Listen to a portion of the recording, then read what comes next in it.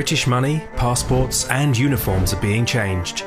Prince Charles is putting on a crown and doesn't even have time to mourn properly. And Camilla is getting ready to become a new queen. London Bridge is down. These words mean the longest reigning British monarch has passed away. What does that mean for the whole world in general and for the royal family in particular? Elizabeth has been with us for almost a century, so it's very hard to imagine life without her. But let's see what will happen to the kingdom now that its queen has gone. The first thing that happened immediately after her death was Prince Charles becoming king. This means that the national anthem has been changed from God Save the Queen to God Save the King.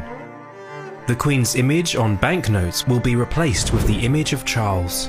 It is said that he posed for these images quite a long time ago. The new currency will be used immediately and the old currency will be slowly collected by the banks and post offices, but it will probably take several years until the old money won't be used at all.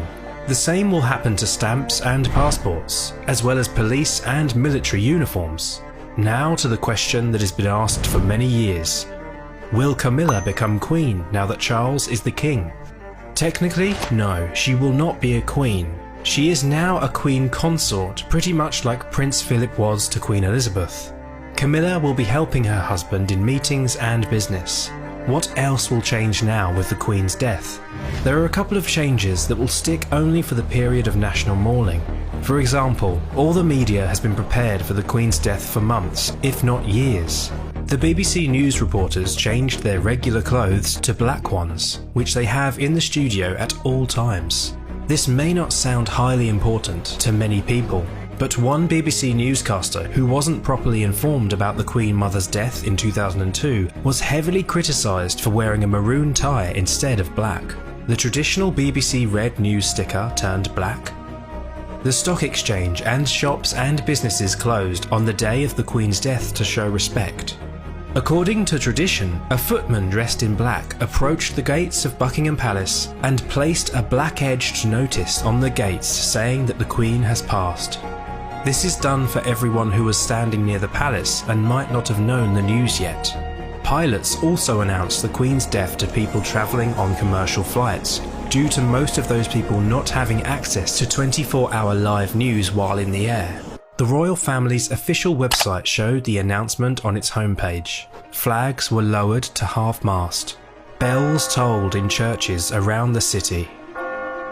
The day after the Queen's death, her son, Prince, now King, Charles made his first official speech to the nation, in which he paid tribute to his late mother and explained some of the plans for his reign. During this time, the BBC won't show any comedy shows, but you'll see many documentaries about the Queen. Things have already begun changing, but the Queen's death may change much more than a picture on a stamp or a passport. For example, Australia has expressed their desire to become a republic, and the Queen's passing may increase their chances to do so.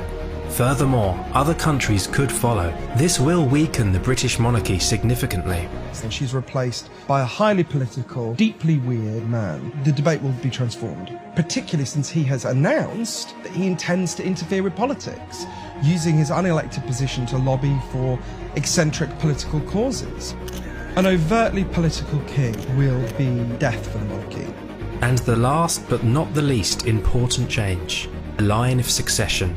Now that Charles is the king, William is next in line to the throne. He is now called Prince of Wales, which makes Kate Princess of Wales.